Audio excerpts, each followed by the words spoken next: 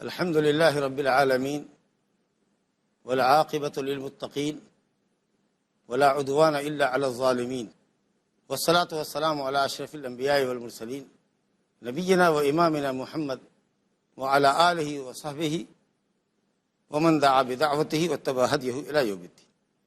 أما بعد، فقد روى الإمام أحمد وغيره من المحدثين عن عبد الله بن عباس رضي الله عنه أن رسول الله صلى الله عليه وسلم قال: إياكم والغلو فإنما أهلك من كان قبلكم الغلو. غلو کے باب میں کہ صالحین کے اندر غلو کرنا شرک کا سبب ہوا، اور نبی صلی اللہ علیہ وسلم نے اپنی شخصیت کے اندر غلو کرنے سے منع فرمایا. اور غلو مذموم شے ہے دین کے اندر، علی الاطلاق مذموم شے ہے. نہ اعتقادی امور کے اندر ہونا چاہیے، نہ اعمال کے اندر ہونا چاہیے. غلو کسی بھی سطح پر ہو وہ شے مذموم ہے. اس کو مسند احمد اور نسائی ابن ماجہ وغیرہ کی ترمذی کی حدیث میں ملاحظہ کیجیے، جو حضرت عبداللہ بن عباس رضی اللہ عنہ سے مروی ہے. رسول گرامی صلی اللہ علیہ وسلم نے فرمایا: ایاکم والغلو، خبردار خبردار غلو سے بچو.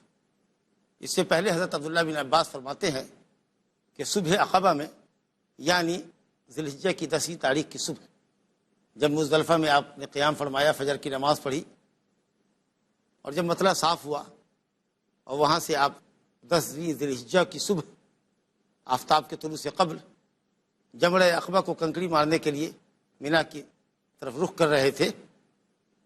اسی کو غدات عقبہ کہا گیا ہے. جس صبح جمرۃ عقبہ کو کنکری لگانی تھی، اس صبح کا واقعہ بیان کر رہے ہیں.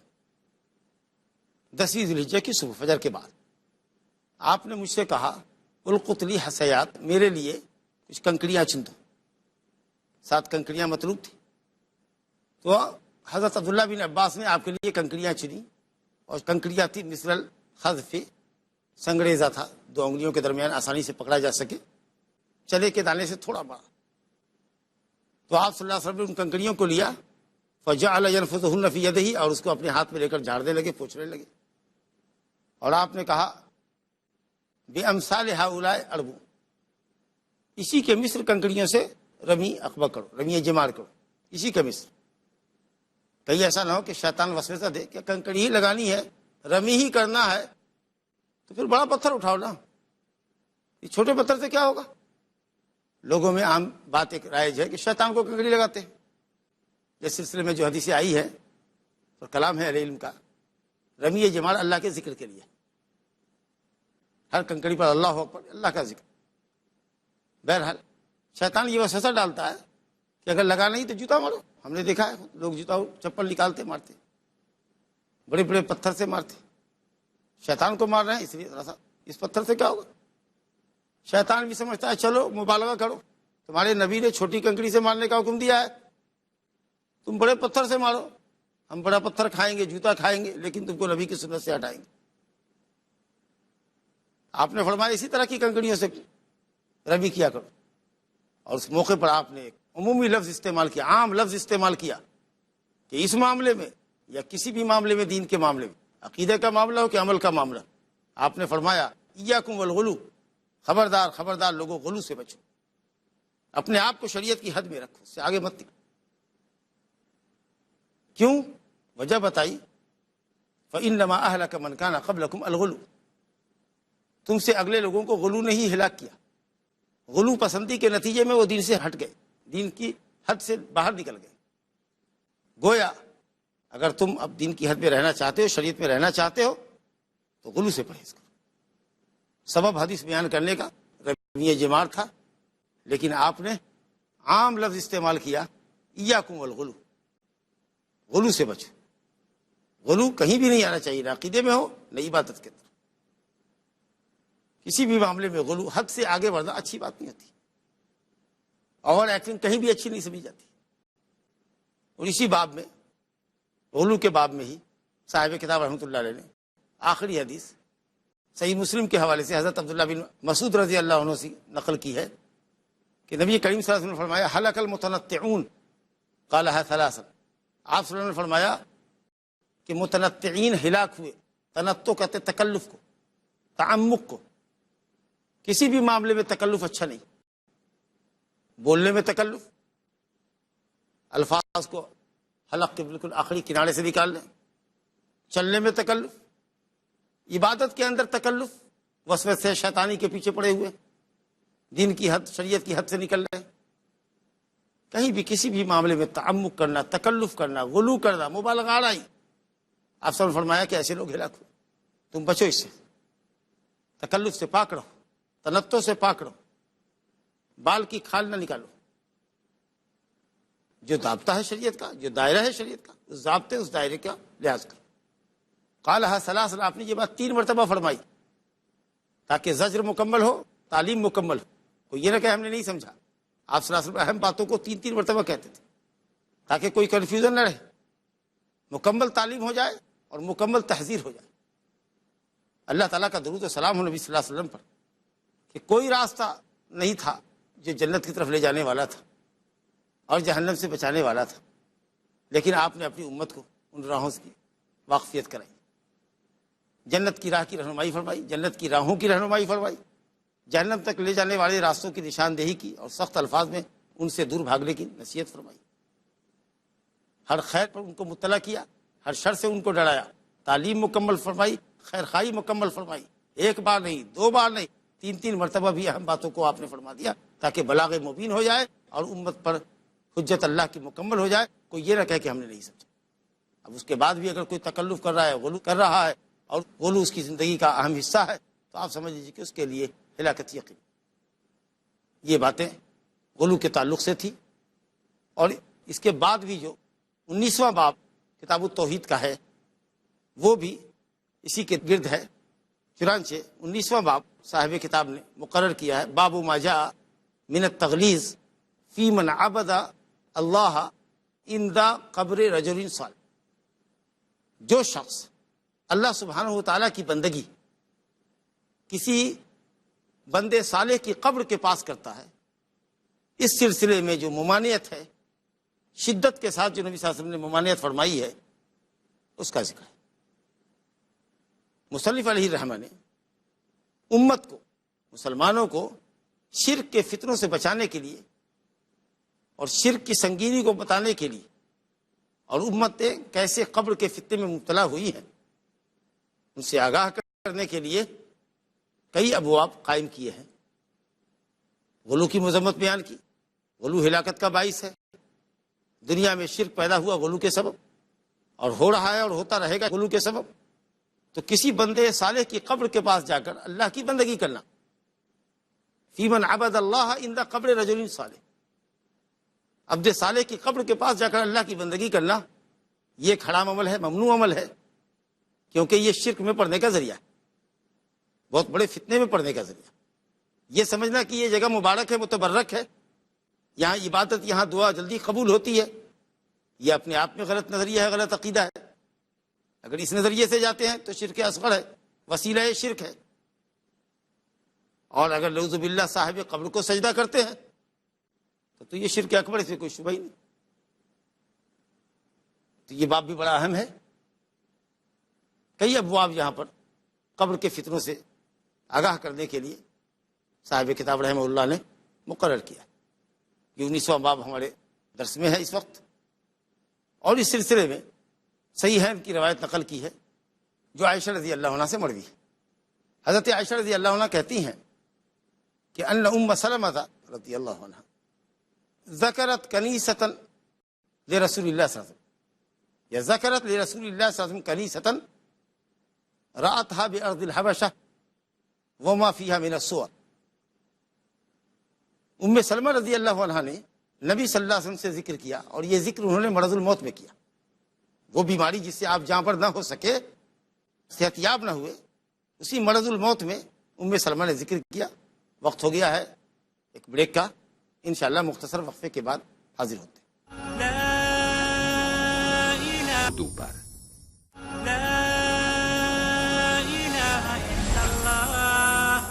السلام علیکم ورحمۃ اللہ وبرکاتہ۔ ماشاء اللہ، وقفے سے قبل آپ صحیحین کی روایت جو عائشہ رضی اللہ عنہ سے مروی ہے سماعت کر رہے تھے کہ حضرت عائشہ رضی اللہ عنہ کہتی ہیں کہ ان ام سلمہ رضی اللہ عنہ ذکرت کنیستن لرسول اللہ صلی اللہ علیہ وسلم، یا ذکرت لرسول اللہ صلی اللہ علیہ وسلم کنیستن رأتها بأرض الحبشہ وما فیہا من الصور۔ ام سلمہ رضی اللہ عنہ نے نبی صلی اللہ علیہ وسلم سے ذکر کیا، اور یہ ذکر انہوں نے مرض الموت میں کیا، وہ بیماری جس سے آپ جہاں پر نہ ہو سکے، صحت یاب نہ ہوئے، اسی مرض الموت میں ام سلمہ نے ذکر کیا کہ ام سلمہ رضی اللہ عنہ نے، ام سلمہ کا نام ہے ہند بنت ابی امیہ ابن المغیرہ المخزومیہ القرشیہ، پہلے ابو سلمہ سے بھی آئی تھی، شوہر کے ساتھ ہجرت حبشہ کیا تھا، شوہر کے انتقال کے بعد سن 4 ہجری میں، بعضوں نے کہا سن 3 ہجری میں نبی صلی اللہ علیہ وسلم نے ان سے شادی کی۔ وہ ہجرت حبشہ کا واقعہ بیان کریں، اور پورے تقریباً 6 سالوں کے بعد جب نبی صلی اللہ علیہ وسلم مرض الموت میں ہے، جس بیماری سے آپ جانبر نہ ہوئے، صحت یاب نہ ہوئے، انتقال فرما گئے، رفیق اعلیٰ سے جا ملے، اس بیماری میں ام سلمہ رضی اللہ عنہ آپ سے ذکر کر رہی ہیں، اور اس ذکر میں ام حبیبہ رضی اللہ عنہ بھی شریک ہے۔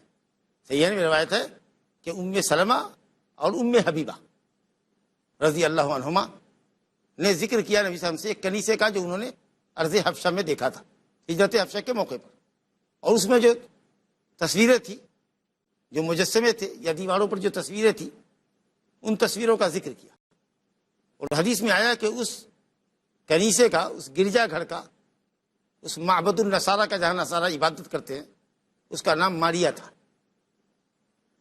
تو جب انہوں نے یہ ذکر فرمایا تو نبی صلی اللہ علیہ وسلم فرما رہے ہیں اولئک اذا مات فیہم الرجل الصالح او العبد الصالح بنوا علی قبرہ مسجدا وصوروا فیہ تلک الصور اولئک شرار الخلق عند اللہ۔ آپ نے فرمایا وہ لوگ نصارہ ایسے ہیں کہ جب ان میں کا کوئی رجل صالح یا عبد صالح، راوی کو شک ہے کہ آپ نے رجل صالح کہا یا عبد صالح کہا، کس قدر محدثین کرام، حدیث کی روایت کرنے والے حضرات روات حدیث، الفاظ حدیث کو نقل کرنے میں کس قدر تحری اور کس قدر دقت سے کام لیتے تھے، اس کا اندازہ لگے کہ اگر لفظ میں شک ہوا تو دونوں لفظ ذکر کیا۔ بہرحال بات ایک ہی ہے، رجل صالح ہو عبد صالح، جب مر جاتا نصارہ میں سے کوئی تو بنو علی قبر ہی مسجد، اس کی قبر پر مسجد بنا دیتے۔ مسجد بنانے کا یہ مطلب نہیں ہے کہ اس کے اوپر مسجد بنا دیتے، باقاعدہ مسجد کی ایک عمارت کھڑی کر دیتے، دیوار، یہ وہ، چھت، گنبد، محراب اور منارہ، یہ مطلب نہیں۔ یہ بھی مطلب ہے اگر ایسا کوئی بناوے گا تو لعنتی ہے، لیکن قبر ہے، سمپل قبر ہے، لیکن وہاں پر سجدہ کرنا، نماز پڑھنا اللہ ہی کے لیے، کیا یہ اس قبر کو سجدہ بنانا نہیں ہوا؟ یقیناً ہوا۔ بڑی عام حدیث ہے، نبی صلی اللہ علیہ وسلم نے فرمایا، صحیحین کی روایت ہے، جعلت لی الارض کلھا مسجدا وطہورا، پوری روئے زمین ہمارے لیے مسجد اور پاکی کا ذریعہ بنائی گئی، تو جہاں آپ سجدہ کریں گے وہی جگہ مسجد ہوگی۔ تو انہوں نے وہاں پر اس کو مسجد کا چاہے آپ نام دو نہ دو، اس کو گرجا گھر بیا کنائس کا نام دو نہ دو، لیکن اگر آپ سجدہ کرتے ہو تو وہ عبادت کا ہو گئی، موضعی عبادت ہوا۔ اب اگر مسلمان کسی قبر پر سجدہ کرے وہ اس کے لیے مسجد ہے، چاہے اس کو مسجد نہ کہے، مشہد کہے، مزار کہے، کچھ بھی کہے۔ مساجد کے وزن پر مشاہد استعمال کرتے، حاضری کی جگہ، جی، اور مزار ہے، عام قبروں کے لیے مزار نہیں بولتے، بہت مقدس قبر ہے، حاجتیں جہاں پوری ہوتی ہیں نعوذ باللہ، ان پر مزار کا لفظ استعمال کرتے۔ تو اگر آپ وہاں سجدہ کرتے، اللہ ہی کے لیے سجدہ کرتے، تو بھی وہ مسجد بنانا ہوا۔ تو ضروری نہیں ہے کہ ان لوگوں نے وہاں پر گرجا گھڑی تعمیر کیا ہو، لیکن اس قبر کو جائے سجدہ بنایا، اللہ کی عبادت ہی کی تو قبر پہ کی، تو یہ مسجد بنانا ہوا۔ اور جیسا کہ میں نے عرض کیا، اگر صاحب قبر کو سجدہ کیا ان کی عظمت شان کی خاطر، ان کی تعظیم کے لیے، تو یہ شرک اکبر ہے۔ اور اگر قبر کو سامنے رکھ کے اللہ تعالیٰ کے لیے سجدہ کیا، نماز پڑھا، اور قبر سامنے ہے، تو یہ شرک اصغر ہے اور عمل حرام ہے، عمل لعنت ہے، وہ نماز بھی باطل ہوگی۔ تو کہا اولئک شرار الخلق عند اللہ، ان لوگوں نے صالحین کی قبروں کو سجدہ گاہ بنایا، اور اس وجہ سے وہ اللہ کی مخلوق میں برے مخلوق تھے۔ شرار الخلق، شریر کی جمع شرار، مخلوق میں برے لوگ تھے۔ معلوم ہے یہ عمل حرام تھا، جبھی تو نبی صلی اللہ علیہ وسلم نے شرار الخلق کہا، اور باقاعدہ لعنت بھی فرمائی ہے جو لوگ قبر پہ سجدہ کرتے ہیں، انبیاء اور صالحین کی قبروں پر، یا کسی بھی قبر پر سجدہ کرتے ہیں، یا قبر کے پاس سجدہ کرتے ہیں، تو آپ نے لعنت بھی فرمائی ہے۔ لہذا یہ بات سمجھنی چاہیے کہ مسجد اگر بنا ڈالا ہے باقاعدہ تو بھی یہ لعنت کا سبب ہے، اور اگر مسجد نہیں بنائی ہے، صرف سجدہ کر رہے ہیں اس کے گرد و پیش میں، تو یہ بھی اس کو سجدہ گاہ بنا۔ تو آپ صلی اللہ علیہ وسلم نے فرمایا اولئک شرار الخلق عند اللہ، برے لوگ تھے اللہ کے نزدیک، اور وجہ یہ تھی کہ انہوں نے صالحین کی قبروں کو سجدہ گاہ بنایا، اللہ کے لیے سجدہ کیا، لیکن کہاں کیا؟ قبر کے پاس کیا۔ دوسری روایت اسی باب میں صحیحین کی روایت ہے، اور اس کی راویہ بھی ماں عائشہ رضی اللہ عنہا ہے، فرماتی ہیں لما نزل برسول اللہ صلی اللہ علیہ وسلم طفق یطرح خمیصۃ له على وجهه فاذا اقتم بها كشفها۔ لما نزل برسول اللہ صلی اللہ علیہ وسلم طفق یطرح خمیصۃ له على وجهه فاذا اقتم بها كشفها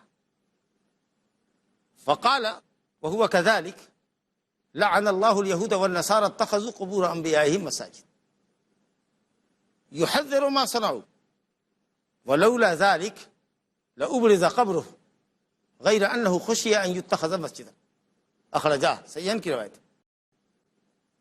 عائشہ رضی اللہ عنہ کہتی ہیں کہ جب نبی صلی اللہ علیہ وسلم کے پاس ملک الموت اور ملائکہ کرام علیہم الصلوۃ والسلام تشریف لائے روح قبض کرنے کے لیے، اور دنیا سے چل چلاؤ کا وقت آیا، تو اس جان کنی کے عالم میں زندگی کے نہایت آخری لمحے میں آپ اپنی دھاڑی دار کمبل جو بدن پہ پڑی ہوئی تھی اپنے چہرے پر ڈالتے تھے، اور پھر جب گھبراہٹ ہوتی، سانس لینے میں تکلیف ہوتی، دم گھٹتا تو چہرہ کھولتے،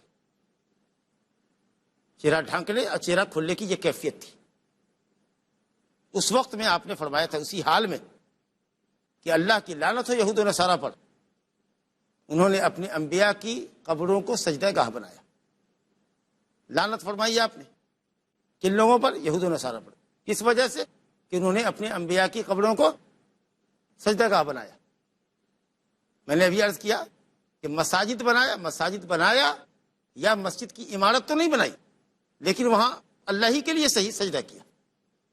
جب اللہ کے لیے سجدہ وہاں کیا قبر کے پاس تو وہ سجدہ گاہ بنی، مسجد بنی، مسجد کا اطلاق ہوا، چاہے آپ اس کو مسجد کا نام نہ دیں، لیکن ہے ایکچولی وہ سجدہ گاہ مسجد۔ جیسا کہ میں نے عرض کیا مسجد سجدہ کی جگہ، اور اسی معنی میں آپ نے فرمایا کہ روئے زمین میرے لیے مسجد بنائی گئی، یا آپ نے فرمایا کہ حمام اور مقبرہ کے علاوہ تمام جگہیں ہمارے لیے مسجد ہے، یہ آپ نے فرمایا ہے۔ مقصود کیا تھا؟ یحذر ما صنعوا، آپ امت کو روک رہے تھے، منع کر رہے تھے، ڈرا رہے تھے کہ امت آپ کی قبر کے ساتھ ایسا نہ کرے۔ اللہ، ظاہر بات ہے صاحب کتاب رحمۃ اللہ علیہ لکھا ہے نیچے کہ صحابہ کرام مطلب سمجھ رہے تھے کہ قبر کے پاس سجدہ مت کرنا، نماز کے لیے میری قبر کے پاس کی جگہ مت تلاشنا کہ جہاں نبی صلی اللہ علیہ وسلم کی قبر ہے عبادت قبول ہوگی، دعا قبول ہوگی، ایسا نہیں۔ صحابہ نے ہرگز نہیں سمجھا کہ آپ کی قبر پہ مسجد تعمیر کرنا ہے، یہ انہوں نے نہیں سمجھا، ہرگز نہیں بنانے والے تھے، نہ ان سے یہ تصور کیا جا سکتا کہ وہ قبر پر مسجد بناتے۔ مقصد سمجھ گئے کہ قبر کے پاس آ کر نماز نہیں پڑھنا، وہ یہ سمجھ رہے تھے، کیونکہ انسان جہاں سجدہ کرتا ہے وہ جگہ مسجد ہوتی ہے۔ اور جیسا کہ میں نے آپ سے عرض کیا صحیحین کی روایت ہے کہ پوری روئے زمین میرے لیے مسجد ہے، تو مسجد جو مخصوص عمارت اور بلڈنگ کا نام ہے وہ تو ہے ہی، لیکن ہم مسلمان جہاں بھی سجدہ کرتے ہیں، جہاں ہماری نماز کا وقت ہو جاتا ہے، الحمدللہ ہمارے لیے اس وقت وہی مسجد ہوتی ہے، یہ مفہوم۔ تو انبیاء کی قبر کو مسجد بنانے والے، تو کوئی یہ کہے آپ کو کہ ہم مسجد کہاں بنا رہے بھائی، ہم تو وہاں اللہ کے لیے نماز پڑھتے ہیں، تو آپ اللہ کے لیے بھی نماز پڑھتے ہیں تو وہ جگہ مسجد ہے، آپ کے لیے مسجد ہے، نماز پڑھنے والے کے لیے سجدہ گاہ ہے۔ اس بات کو ہمیشہ سامنے رکھیں، یہ بہت اہم بات ہے۔ بہرحال آپ امت کو ڈرا رہے ہیں کہ امت آپ کے ساتھ اور دیگر صالحین کی قبروں کے ساتھ وہ کھیل تماشا نہ کرے جو یہود و نصارہ نے کیا۔ کہا ولولا ذالک، اگر یہ خوف خشیت نہ ہوتا، لأبرز قبر ہو، تو نبی صلی اللہ علیہ وسلم کی قبر شریف باہر بنائی جاتی، حجرے کے باہر، غیر انہ خشی ان یتخذ مسجدا، مگر اندیشہ کیا گیا، خشیہ پڑھا گیا ہے مجہول کا صیغہ، یہ زیادہ اچھا ہے۔ حضرت عائشہ رضی اللہ عنہ کو اندیشہ ہوا، یا اور جو صحابہ وہاں تھے ان کو اندیشہ ہوا کہ اگر قبر شریف باہر حجرے کے باہر چلی گئی تو ہو سکتا ہے کہ لوگ وہاں جا کر کے نماز بھی پڑھنے لگے، اس لیے قبر حجرے کے اندر ہی بنائی جائے تاکہ عائشہ وہاں موجود ہیں، وہ نہیں آ پائیں گی اس کے اندر۔ وہ وہاں نہیں آ پائیں گے، لوگ نہیں آ پائیں گے۔ تو اس طریقے سے اندیشہ جو گزرا تو قبر آپ کے حجرے کے اندر ہی بنائی گئی، اور وہ حجرہ مسجد سے باہر رہا، حجرہ مسجد سے باہر رہا۔ پھر بعد میں غالباً 90 کی دہائی کے بعد خلفائے بنی امیہ میں سے کسی نے جب مسجد کی توسیع کی تو حجرے کو مسجد میں شامل کر لیا۔ یہی اس سوال کا بھی جواب ملتا ہے کہ اچھا مسجد نبوی میں تو قبر ہے، تو مسجد نبوی کے اندر قبر شامل کر دی گئی، حجرہ شامل کر دیا گیا، مسجد قبر پر نہیں بنی، پہلے مسجد تھی، بعد میں وہ حجرہ شامل کیا گیا۔ پہلے مسجد نبوی تھی نا، نبی صاحب نے مسجد بنائی تھی، غور فرمائیے، نہ کہ پہلے قبر تھی اور اس پر مسجد بنائی گئی، پہلے مسجد نبوی تھی، آپ کا حجرہ مسجد سے الگ تھا، بعد میں توسیع کے وقت میں اس کو شامل کیا گیا، جس پر اس وقت صحابہ اور تابعین نے ناک منہ چڑھایا، منع کیا، لیکن خلیفہ وقت نے نہیں مانا۔ پھر اس پر تعمیر بھی نہیں ہوئی، اور صرف بات الحمدللہ اتنی ہی نہیں رہی بلکہ اس کو دیوار گھیر دیا گیا مثلث زاویے سے، اس کو اس طریقے سے گھیر دیا کہ کسی طرف سے بھی نماز پڑھنے والا اگر نماز پڑھے تو قبر شریف کا رخ نہ۔ بہرحال اسی خوف کی وجہ سے قبر شریف آپ کی باہر نہیں کی گئی۔ انشاءاللہ تعالی گفتگو کا سلسلہ جاری ہے، ایک مستقل مجلس میں اس موضوع کے تعلق سے باقی باتیں آپ کے سامنے لائی جائیں گی۔ وباللہ تعالی توفیق، وصلی اللہ علی نبینا محمد وآلہ وصحبہ اجمعین۔ اللہ اللہ